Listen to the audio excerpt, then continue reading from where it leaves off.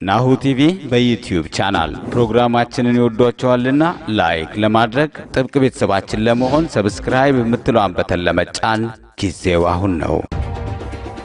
ሰላም ጤና ይስጥልን ተመልካቾቻችን፣ የዛሬው ምን ይላሉ እንግዳዬ አቶ ዩሱፍ ያሲን ናቸው።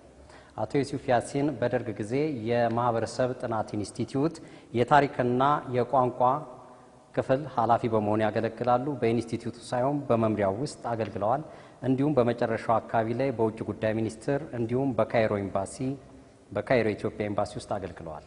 ሌላው በሐሰን ዑመር አብደላ በሚባል ስም በብዕር ስም ነው አብዛኞቻችን የምናውቃቸው በጦቢያ መጽሔት ላይ። ዛሬ ደግሞ አዲስ መጽሐፍ አሳትመዋል። ኢትዮጵያዊነት አሰባሳቢ ማንነት በአንድ ሀገር ልጅነት የሚል። እንኳን ደህና መጡ አቶ ዩሱፍ። እንኳን ደህና ቆያችሁ። አቶ ዩሱፍ ያሲን ማን ናቸው? እስቲ እንጀምር። እንግዲህ አሁን በአጭሩ እንዳልከው የስራውን ሞሮለስ ተናግረሃል። ወደ ኋላ ተመልሼ ከዛ በፊት እንግዲህ ያው አዲስ አበባ ዩኒቨርሲቲ በሕግ ፋክልቲ በሚማርበት ጊዜ የኢትዮጵያ ተማሪ ንቅናቄ የመጨረሻው ከፍተኛ ደረጃ ደርሶ የተማሪው ሊቀመንበር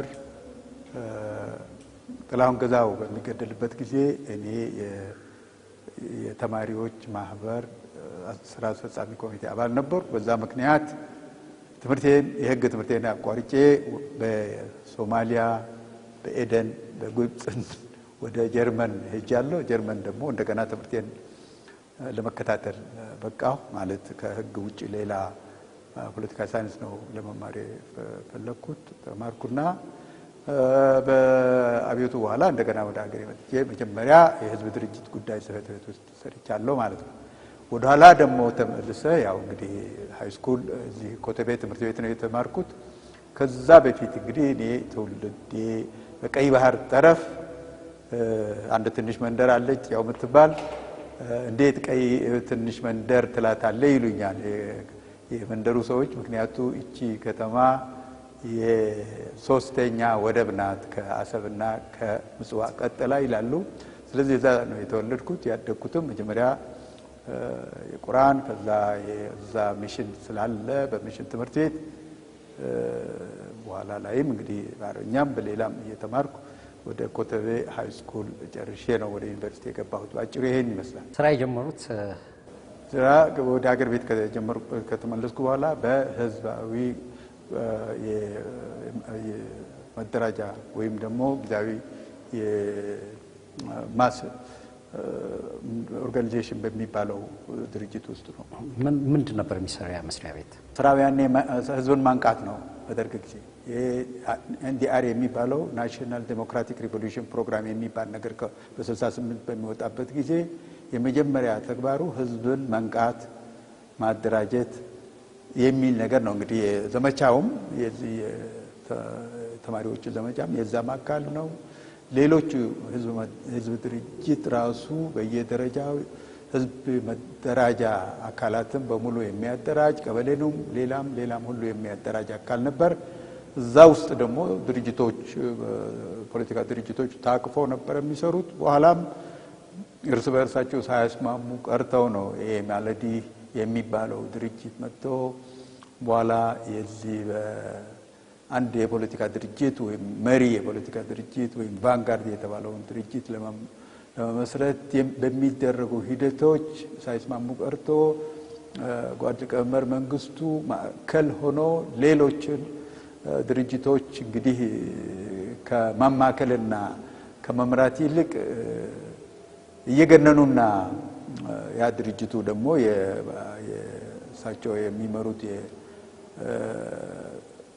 የሰደድ ድርጅት ሌሎችን እየገፈተረ ወይም እያደረገ መጨረሻ ቀርቶ በ10ኛው አብዮት በዓል እንግዲህ እንደምናውቀው አንድ ደረጃ ህገ መንግስቱን፣ በሌላ ደረጃ ደግሞ ያ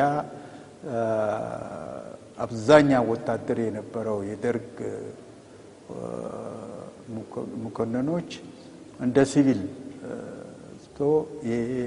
የኢትዮጵያ ሰርቶ አደር ፓርቲ የሚባለው ወይም ኢሳፓ የሚባለውን ድርጅት ወደ መመስረት ነው የሄዱት። ይሄ ነው በአጠቃላይ የህዝብ ድርጅት ጊዜያዊ ጽሕፈት ቤት የኋላ ታሪኩ እንዴት መጥቶ ወደ ብሔረሰብ ጥናት መምሪያ የሚባለው ውስጥ ነው?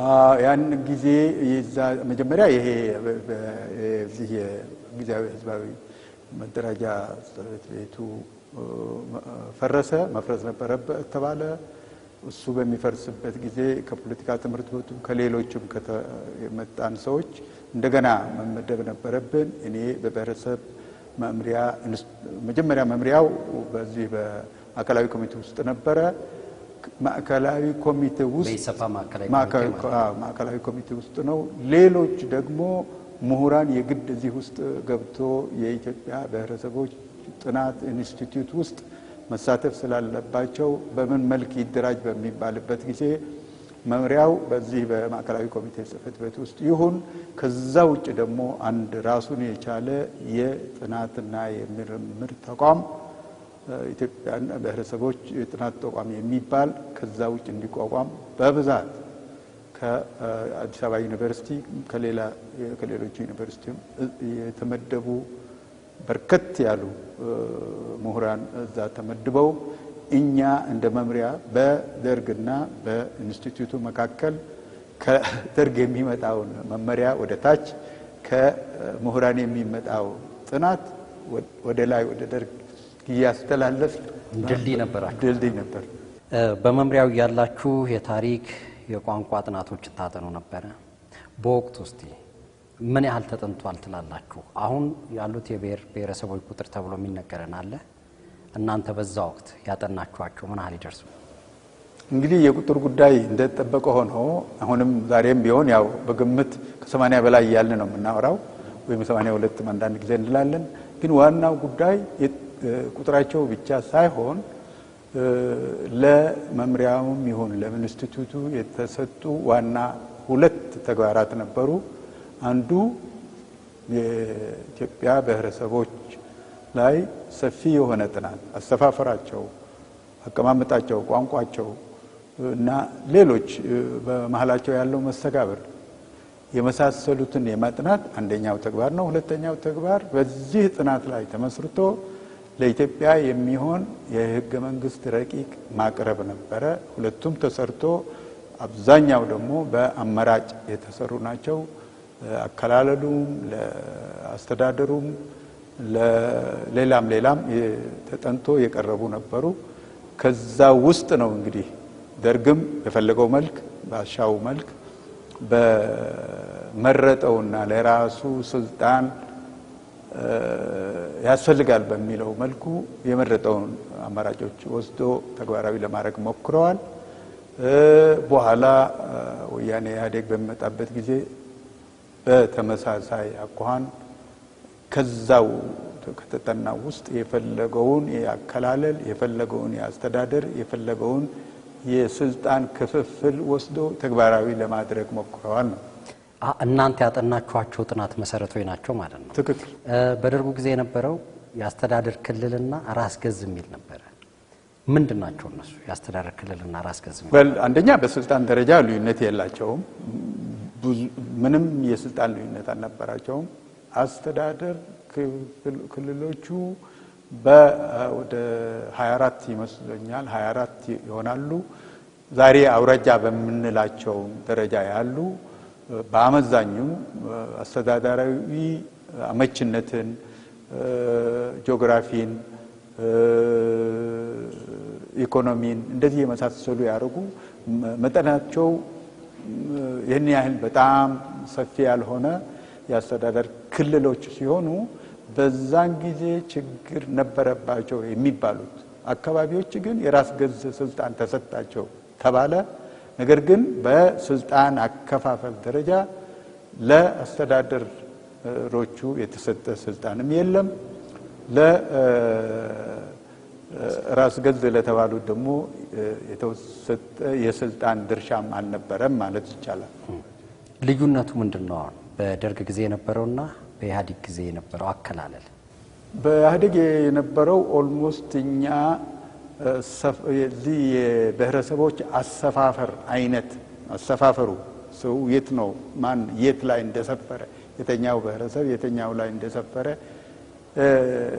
አሰፋፈሩም ጭምር ነው እነሱ ወስደው ከዛ ከኛ ከቀረብናቸው 7-8 የሚሆኑ አማራጮች የወሰዱት። ለምሳሌ የኦሮሚያን ክልል በምንወስድ ይህንን ሰፊ መሬት አሰፋፈሩን ነው ሞሮለስ መሰረት የሚያደርገው። ሌሎችም እንግዲህ በመጀመሪያ ላይ ከነዛ ውስጥ አንድ 12 የሚሆኑ ክልሎች ነበሩ። ያ በምናይበት ጊዜ ኦሮሚያ፣ ትግራይ፣ አፋር እያለ አማራ እና ሲዳማ፣ ጉራጌ እያለ ወደ ደቡብና ሰሜን ኦሞ ይመስለኛል እያለ ነበር የሚሄደው እና ኦልሞስት አሰፋፈርን የተከተለ ነበረ። ያኛው የደርግ በፊት እንዳልኩ ሞሮለስ አነስ ያሉና ለአስተዳደር አመችነትና የጂኦግራፊ ይበልጥ ትኩረት የሰጠ ነበረ። በስልጣን አከፋፈል ግን በጣም ሰፊ ነው። በህገ መንግስት የተሰጠው ለኢህአዴግ ዘመን በጣም ሰፊ ነው። ያ ተግባራዊ ሆነ አልሆነ ራሱን የቻለ ሌላ ጥያቄ ነው። ግን በጣም ሰፊ የሆነ ኦልሞስት ለክልሎች የተሰጠ ስልጣን አለ፣ ለማዕከላዊ መንግስት የተሰጠ ስልጣን አለ። ኦልሞስት ለማዕከላዊ ስልጣን ተሰጠ ከሚባለው ስልጣን ውጭ የቀረውን በሙሉ ለክልሎቹ ተሰጠ አይነት አባባል ስለሆነ ሰፊ ነው ስልጣኑ። በምን መልክ ያ ተግባራዊ ሆነ የሚለው ግን እንመጣበታለን በኋላ አስፈላጊ ከሆነ። ግን አሁን ድረስ የግሎትን አስተያየት ልጠይቆት። የደርግም ጊዜ የተሰጠውን አይተውታል፣ በኢህአዴግም ጊዜ የተሰጠ ነገር አለ። ከሁለቱ እንደው በግሉ የትኛው የተሻለ ይመስሎታል? ኦፍ ኮርስ እንግዲህ ይሄ ፌደራል ስርዓት ነው። የደርግ ማነው የኢህአዴግ አሰራር የፌደራል አሬንጅመንት ነው፣ ፌደራል ስርዓት ነው። ፌደራል ስርዓት ማለት ስልጣን ከማዕከል ወደ ክልል ወደ ጠረፍ ወደ ሌላ የሚሰጥበት አደረጃጀት ነው። በዛ ደረጃ በጣም ሰማይና መሬት ነው፣ ይለያል። ያ ዲሴንትራላይዝድ የሆነ ሲስተም አልነበረም። ምክንያቱም እኛ ራሳችን ያኔ በነበረው ችግር በተለይ በሰሜን በትግራይና በኤርትራ በነበረው ችግር የግድ ከዚህ ሰፋ ያለ ስልጣን ካልተሰጠ ችግሮቹ አይፈቱም፣ ላለው ችግር መፍቻ ስለማይሆን የግድ ስልጣን መሰጠት አለበት የሚል ክርክር ነበረን። ምክንያቱም እኛም በረሰብ መምሪያም ይሁን በረሰብ ኢንስቲትዩትም ይሁን እንደ ኢትዮጵያውያን ዜግነታችን ላለው አገሪቷን እያስጨነቀ ከሰሜን እየገሰገሰ ለሚመጣው ችግር አንድ መፍትሄ ማግኘት አለብን የሚል ሐሳብ ስለነበረን እንዳውም አታጥኑ የተባልነውን ፌደራል ስርዓትም እንደ 2 ካሜራ የሆነ ስርዓትም ሁሉ ለማጥናት ሞክረናል። ነገር ግን በደርግ ውስጥ የነበሩት ሰዎች ዩኒተሪ ወይም አሃዳዊ የሆነ መንግስት ነው ለኢትዮጵያ ችግሮች መፍቻ ይሆናል ብሎ ያሰቡት። ያም ተግባራዊ ያደረጉ፣ ያም ችግርም አልተፈታም። የሆነ ነገር ሁላችን ያየነው ነው። ስለዚህ ልዩነቱ አትሊስት ዲሴንትራላይዝድ የሆነ ስርዓት አለ በወረቀት ላይ፣ በተግባር ምናልባት ብዙ ከማዕከል የሚዘወር ነገር እንደነበረ ነው። ስለዚህ ያ ነው ልዩነቱ የምናየው ማለት ነው። ከመምሪያው ከወጡ በኋላ ወደ ውጭ ጉዳይ ሚኒስትር ነው የሄዱት።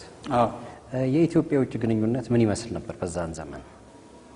እንግዲህ ያው ደርግ እንግዲህ ራሱን እንደ አንድ ሶሻሊስት መንግስት የሚቆጥርና በአካባቢ ካሉት ሶሻሊስት ከሚባሉ መንግስታት ከደቡብ የመን፣ ከሊቢያ፣ ከሌሎች እሱን የሚመስሉና ከዛ ባሻገር ጠቅላላው ያኔ ኮሚኒስት ወይም ሶሻሊስት ስርዓት ከሚባሉ ሀገራት የጠበቀ ግንኙነትና የጠበቀ ሚሊተሪ ትብብር ፈጥሮ የሚንቀሳቀስ መንግስት ነው። ይሄ መሰረታዊ መርህ ነው። ከዛ ውጭ ደግሞ በክሊቼ ደረጃ የሚወሩና የሚወሱ አጠቃላይ የህዝቦች ግንኙነት፣ ሶሊዳሪቲ ወዘተርፈ ሁሉ ያው እዚህ በፖሊሲ ደረጃ የሚንጸባረቁና የሚጻፉ ነበሩ። ከምዕራቡ ዓለም ጋር ያለው ግንኙነት ያው ምዕራቡ ዓለም ጋር እየሻከረ መጥቶ ምዕራቡ ዓለም ወደ መጨረሻው እንግዲህ በተለያዩ መልኩ መንግስቱ ኃይለማርያምን በዛ በቁጥጥራቸው ስር ለማድረግ የሚሞክሩት ሙከራዎች ነበሩ። ያ ሙከራ የመጨረሻው ይመስለኛል። የአፍሪካ አንድነት ሊቀመንበርነት በያዙበት ጊዜ ወደ አሜሪካ እንዲጓዙና ለሰፕተምበር ስብሰባ እንዲመጡ ተፈልጎ ነበር፣ አልሄዱም። ከዛ በኋላ ቸስተር ክሮከር የሚባለው የውጭ ጉዳይ ሚኒስትር ምክትል ይመስለኛል ለአፍሪካ ጉዳዮች እዚህ ኢትዮጵያ ይመጣል ተብሎ ታስቦ ሰውየው እዚህ ሳይመጡ ወደ አንጎላ ሄዶ ያ ነገር በማይሆንበት ጊዜ የመጨረሻ ከነዚህ ያኔ እኛ ወንበዴዎች ከምንላቸው ድርጅቶች ጋር በመተባበር እሳቸውን እስከ ሐራሬ ስደት ድረስ የሚያበቃ ተግባር ነው የሰሩት። ኮሎኔል መንግስቱ ራሳቸው ናቸው አልሄድም ያሉት ወደ አሜሪካ ስብሰባ ላይ ነው እንዳይመጡ ነው የተደረገው እና አልሄዱም ያሉት ራሳቸው ናቸው ይመስለኛል። ምክንያቱ በአፍሪካ አንድነት ድርጅት ሊቀመንበርነታቸው ማንም ሰው ይሄዳል። እንግዲህ ሙጋቤም ሲሄዱ ነበር፣ እነ ካስትሮም ይሄዳሉ። ስለዚህ እሳቸው ማይሄድበት ምክንያት አልነበረም። መጨረሻ በእሳቸው ዙሪያ የነበሩት ሰዎች ወይም ፖሲብሊ ከዛ ከሶቪየት ህብረት ጭምር ሊሆን ይችላል እንዳይሄዱ የተደረገበት ሁኔታ ያለ ይመስለኛል። ወደ ደርግ መውደቂያ ወይም ስልጣን መልቀቂያ መጨረሻ አካባቢ ላይ መፈንቅለ መንግስት ነበር ከአንድም በላይ የሚታወቀው ግን የ81 ነው።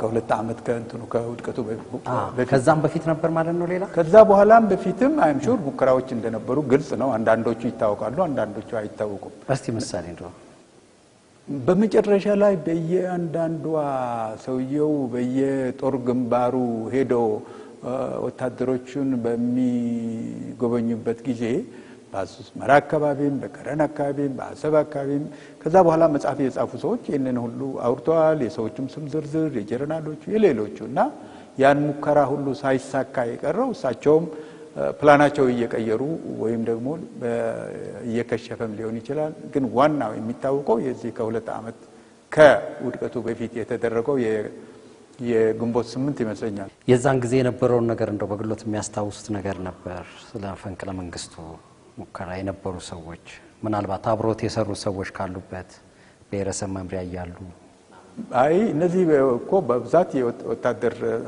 ከፍተኛ መኮንኖች ናቸው። በግል የምናውቃቸው ሰዎች አሉ በእርግጥ። ነገር ግን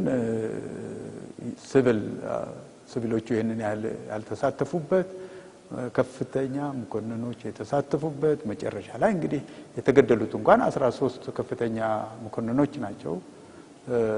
በዛ ምክንያት እንግዲህ የሆነውን ነገር ያው ወታደሩ አመራር ያጣበት በየግንባሩ ሽንፈት ያጋጠመበት ለነዛ አሁንም ወንበዴ የለም ስንላቸው ለነበሩት ሰዎች በር ተከፍቶላቸው ሰተት ብሎ ወደ ሸዋም ወደ ወሎም ወደ ጎንደርም ከያቅጣጫው የመጡበት ሁኔታ የተፈጠረበት አንዱ ወሳኝ ምዕራፍ ያና ኩዴታ እና ያ ኩዴታ በመክሸፉ በጦሩና በሰራዊቱ ላይ የደረሰው ውድቀት ነው። ስለ አከሻሸፉ ብዙ ሰዎች የተለያየ ነገር ጽፈዋል፣ ብዙ ብለዋል። እስቲ በርሶ እይታ ምን ይመስሎታል? ከዝግጅት ይመስለኛል። ከዝግጅቱና ከምስጢር አያያዝና ብዙ ነገሮች መያዝ ከነበረበት ውጭ ተይዘው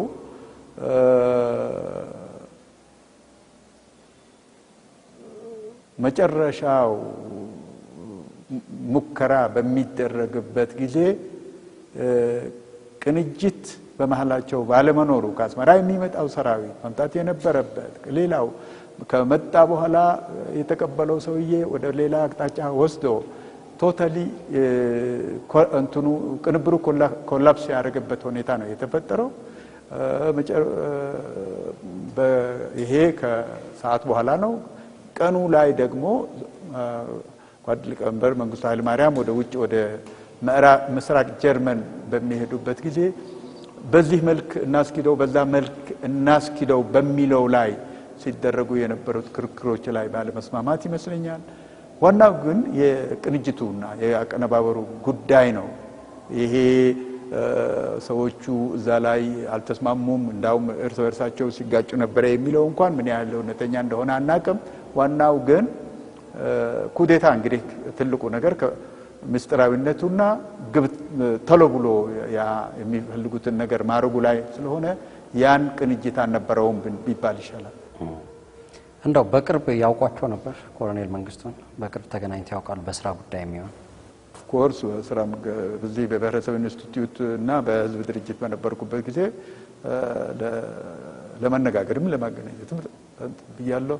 በአፋር ተወላጅነቴ ደግሞ እዛ አካባቢ ላይ የነበረው ችግር በብዙ መልኩ በተለይ በጅቡቲ ነፃ ከመውጣቷ በፊት አንድ በኩል ሶማሊያ ትገባለች ተብሎ ይፈራል፣ በሌላ በኩል ደግሞ ሶማሌ ከገባች ኢትዮጵያ ገባለሁ ብላ ታስፈራራለች። ገና እንግዲህ ነፃ ሳትወጣ ነው 1977 መሆኑ ነው። በዛን ጊዜም እንግዲህ በዛ የተሰማሩ ካድሮች ነበሩ። እነዛ ካድሮችም በማስተባበር ደረጃም ሰርቻለሁ። በሌላ ደግሞ በአጠቃላይ የሶማሊያ ጦር ወደ እየገሰገሰ ወደ አዋሽ በሚመጣበት ጊዜ አፋሮችን በማስተባበር በግንባር እንዲሳተፉና ያን የወራሪው የሶማሌ ጦር ወደ አዋሽ እንዳይገሰግስ የመግታት ከተሰጣቸው ሰዎች ውስጥ ስለነበርኩ እዛ ግንባርም ስለምሰራ ያኔ በዚህ ጊዜ በብዙ መልኩ አግቻቸዋለሁ።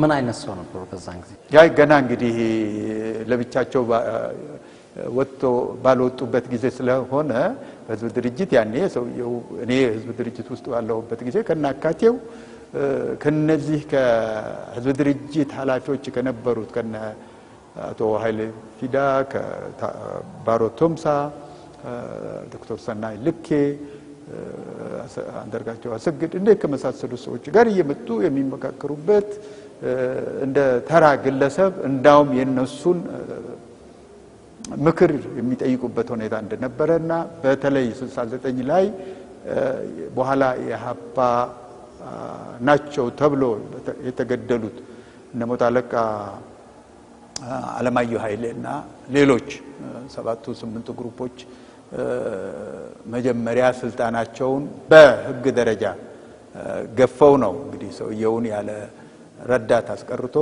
የእሳቸው ደጋፊዎች ለትምህርት ወደ ሞስኮ ልከው ከነጭራሹ በጣም በተቸገሩበት ጊዜም ጭምር እንግዲህ ህዝብ ድርጅት እየመጡ ሶማሊያም ወረራም እየገፋ በመጣበት ጊዜ በብዙ መልኩ እየተመላለሱ እንደ ማንኛውም ኢትዮጵያዊ ሀገር ወዳድ ሰው እቺን ሀገር እንዴት እናድናት በሚለው ካልሆነ በስተቀር ያ መጨረሻ ላይ የመጣው የስልጣን መኮፈስ፣ ትዕቢት እና እንደዚህ የመሳሰሉት ነገሮች በመጨረሻ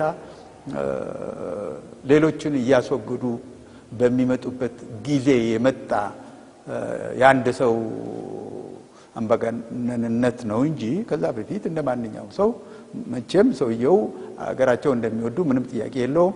ነገር ግን አገራቸው እንደተባለው አሁን እንግዲህ መጽሐፍ የጻፉት ጓደኞቻቸው እንደጻፉት አገርም ቢወዱ ከሀገር በላይ ስልጣናቸው መውደዳቸውን አረጋገጡ ነው። እኔም ከዚህ የተለየ አስተያየት የለኝም። ሁለት ስሞች አንስተውልኛል፣ ባሮ ቱምሳና ኃይሌ ፊዳ። አብራችሁ ሰርታችኋል? ደፍነት በትክክል። የት ነበር አብራችሁ ሰርታችሁ? የህዝብ ድርጅት ጉዳይ ጊዜያዊ ጽሕፈት ቤት። ኃይሌ ፊዳ የህዝብ ድርጅት ጉዳይ ጊዜያዊ ጽሕፈት ቤት ሊቀመንበር ናቸው። ባሮ ቱምሳ ደግሞ አባል ናቸው። እስቲ ስለ ሁለቱ ይንገሩኝ። መጀመሪያ ስለ ኃይሌ ፊዳ እስቲ ይንገሩኝና ይሄ ነገር ወደ ብዙ ታሪክ ይወስደናል። እንደው ባጭሩ ብዙ ሰዎች እንደሚያውቁት ሁለቱም ኦሮሞዎች ናቸው። ሁለቱም የወለጋ ተወላጆች ናቸው። ግን በፖለቲካ አተያይና አረዳድ በጣም የተለያዩ ሰዎች ናቸው ማለት ይቻላል። በብዙ መልኩ እንግዲህ አንዱ ስለ ኢትዮጵያ ያለው ራዕይና የወደፊት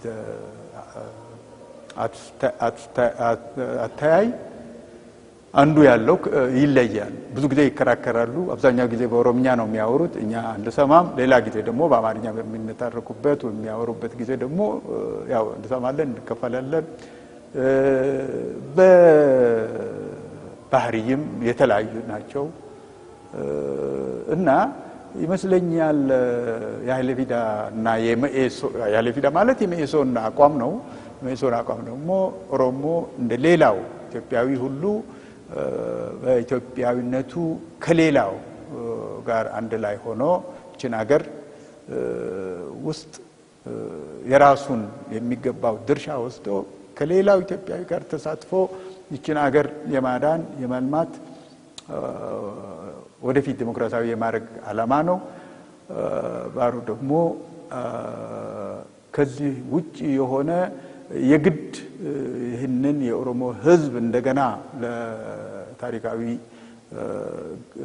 ኃላፊነቱ ለማብቃት መደራጀት እንዳለበት በራሱ ለብቻ መደራጀት እንዳለበት የኦነግ የተባለውን ድርጅት መስራችነቱና በዛ ውስጥ በብዙ መልኩ ከኔ ጋር ብዙ ስለምናወራ ብዙ አውርተናል፣ ብዙ እናወራለን። እዛ የግድ ወደ ሀረር መሄድ እንዳለበት የሚገርመው ያኔም አጫውቶኛል እሄዳለሁ ብሎ ብዙ ተከራክረናል።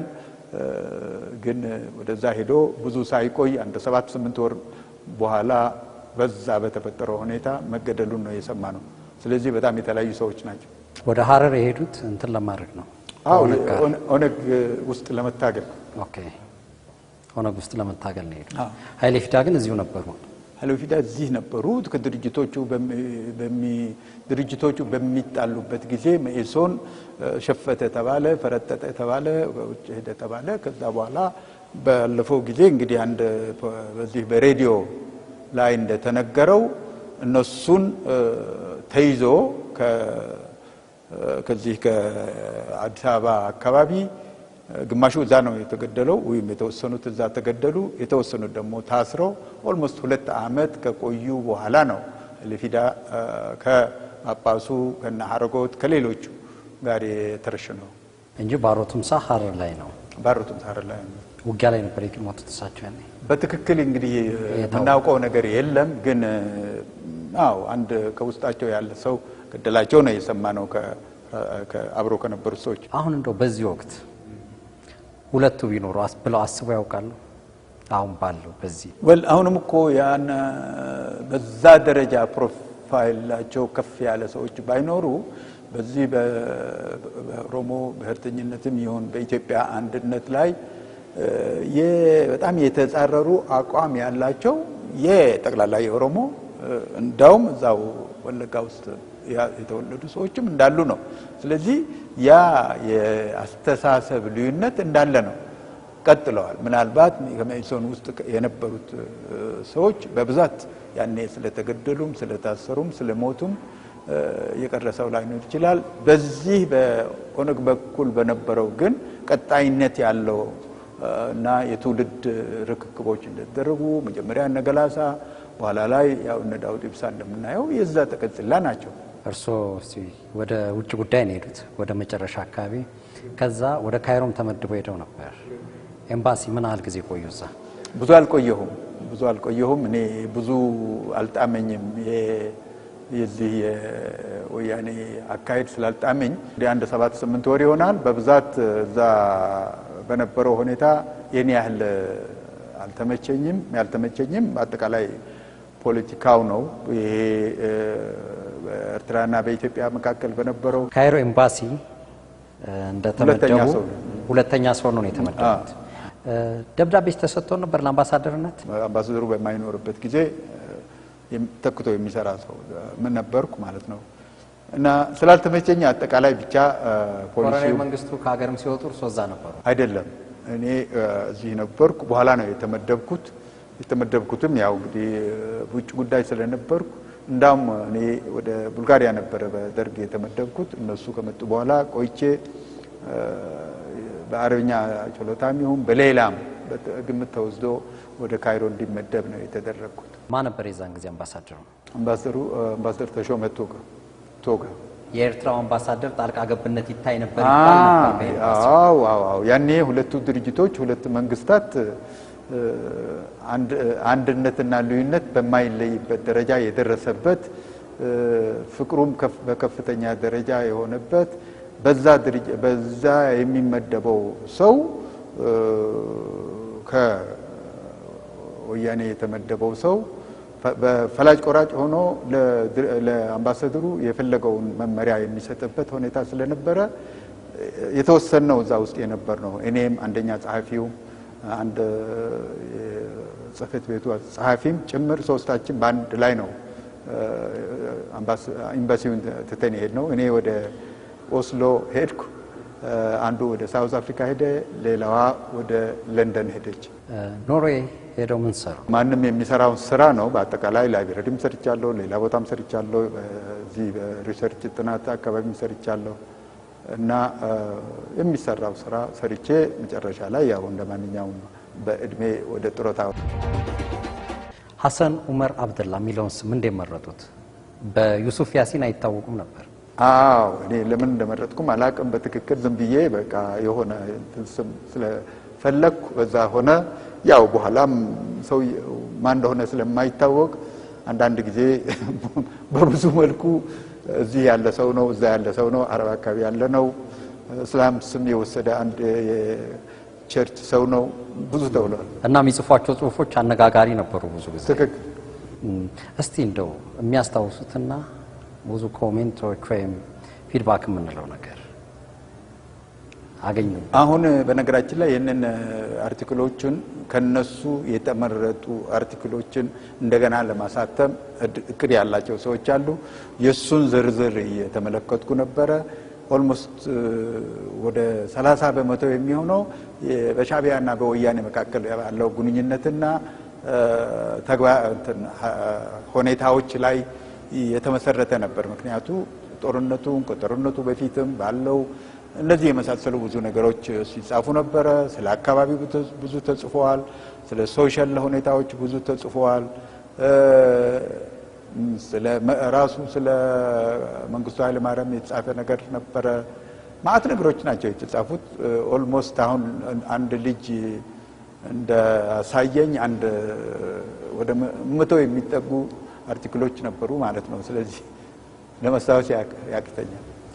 እንደው ምን ተሰማዎት? የኤርትራ መቀጠል ጊዜ እርስዎ ቀይ ባህር ዳርቻ ላይ የነበረች ከተማ ላይ ነው፣ ወደብ ከተማ ላይ ነው ያደጉት። ምን ተሰማዎት የዛን ጊዜ? እኔ እንደ ማንኛውም ኢትዮጵያዊ እኔ አሁንም ዛሬም ትናንትም የአንድነት ሰው ነኝ። ለዚህም ነው ይህንን መጽሐፍ የተጻፈው። ስለዚህ ይህንን ያኔ በነበረው ስካር ዛሬ እንግዲህ ትንሽ ስካሩ ተንፍሶ ወደ ጤንነት እየተመለሰና እንዳውም ለ30 ዓመት ለግንጠላ የታገሉ ሰዎች አንድ ህዝብ በሁለት መንግስታት እያሉ በሚመጡበት ጊዜ በማየት ደግሞ እንደገና ያ የነበረው ስካርና እኛ ለየት ያልነን እንደዚህ የመሳሰሉት ብዙ ጊዜ ስለዚህ ጉዳይ ነበር የምጽፈውና ያ ልዩነታቸው የተለየነን በተለይ ከትግራይ ወንድሞቻቸው ጋር ያላቸው እና አማንጋ አዘር ቲንግስ እንግዲህ የጻፍኩት የሁለት ትግርኛ ተናጋሪዎች የማንነት መገለጫዎች በሚል ላይ ያኛው የኤርትራ ወገን ለምን ይህንን የተለየ ስነ ልቦና ለመያዝ ቻለ በሚለው ላይ በነገራችን ላይ ያ ነገር እንደ በሳን ፍራንሲስኮ በሳን ጆሴ በተደረገው የኢትዮጵያ ፍሬንድሺፕ ስብሰባ ላይ የቀረበ ወረቀት ነበረ። ያ ላይ የተለያዩ ምክንያቶች ከኋላ ያሉትን ለመናገር የቻልኩበት ነበርና ለምን እንደተለየን የሚሉት የኛ ከምንለው በፖሌሚክስ ምክንያቱ ያው ስትጽፍ ፖሌሚክስ አለ። የቃላት አንካሴ እንበለው አንካሰላንቲያዎች ነበሩ። ግን ዋናው ጉዳይ አንደኛው እንግዲህ በኤርትራኖቹ በዚህ በሚኒሊክ ዘመቻ ላይ በመሳተፋቸው እንደ ምንድነው የሚባሉት እንደ አስከሪ ያኔ ሚኒሊክ ወይም የሚኒሊክ ጦር አበጋዞች አንድ እጅና አንድ ምናምን ቆረጡ ተብሎ ወደ ቤት ተመልሰን የሚል አንድ ከፍተኛ የሆነ ቅሬታም ነበራቸው። ይህንን የአድዋ ድል ደግሞ ለሌላው ኢትዮጵያዊ ያገናጸፈው የማንነት ቡስትም ሌላም እንዳልተሳተፉበት ነው ያወሳሁት። ሌላውና ዋነኛው ግን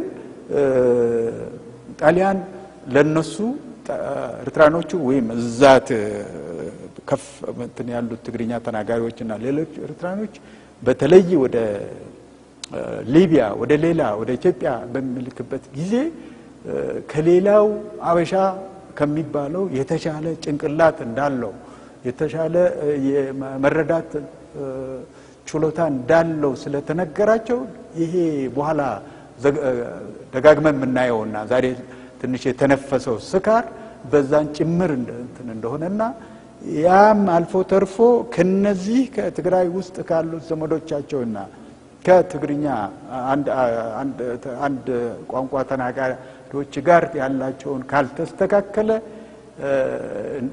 በሌላ መልኩ ከሌላው ኢትዮጵያዊ ጋር ያላቸው ግንኙነት እንደማይስተካከል ነው።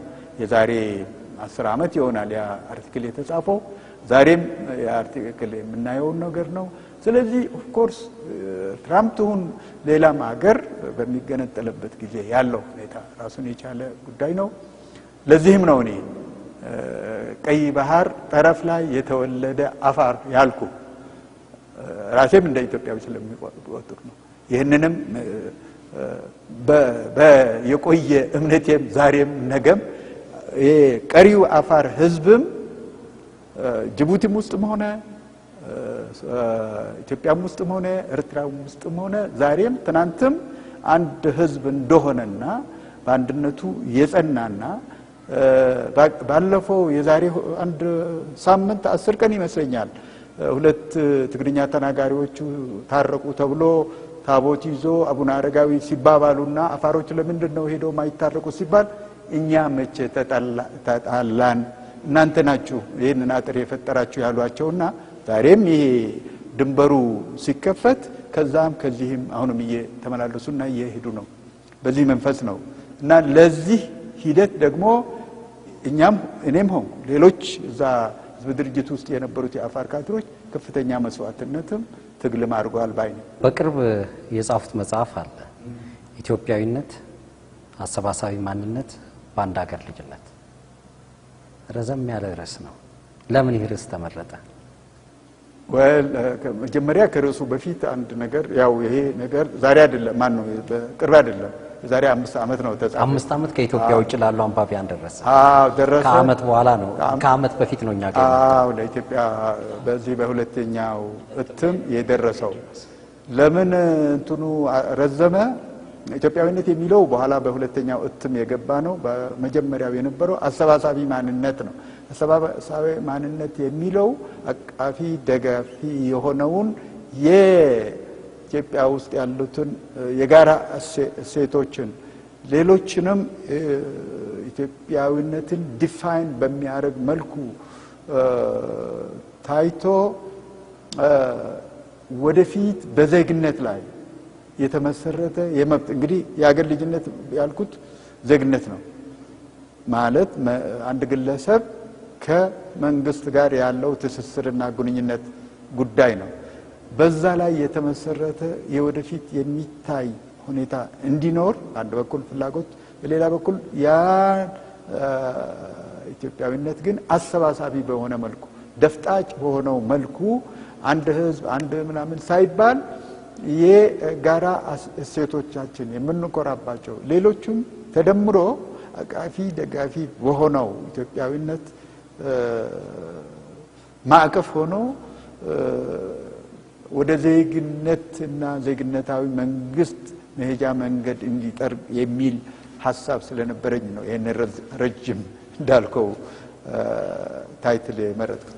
በውስጡ ብዙ ነገሮችን ያነሳል። እስቲ ማንነትን ጋሽ ዩሱፍ እንዴት ይገልጹታል? ማንነት ባጭሩ መለያ ነው። መለያ መታወቂያ ነው። 4 ነጥብ።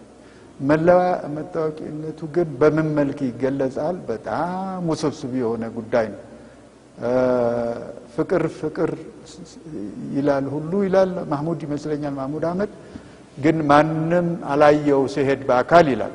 ማንነት እንደዛ በጣም ረቀቅ ያለ ነገር ሆኖ ምክንያቱ አንድ ሰው ስለራሱ ምንነትና ማንነት እኔ እገሌ ነኝ ብሎ ከዛም ከግለሰብ ደረጃ አልፎ በማህበረሰብ ደረጃ እኛ እገሌዎች ነን፣ እኛ ጉራጌዎች ነን፣ እኛ ስልጤዎች ነን፣ ጉራጌዎች አይደለንም፣ እኛ እንበል አፋሮችን ሶማሌዎች አይደለንም በምትልበት ጊዜ ሁለት ፕሮሰስ ነው የምትሄደው።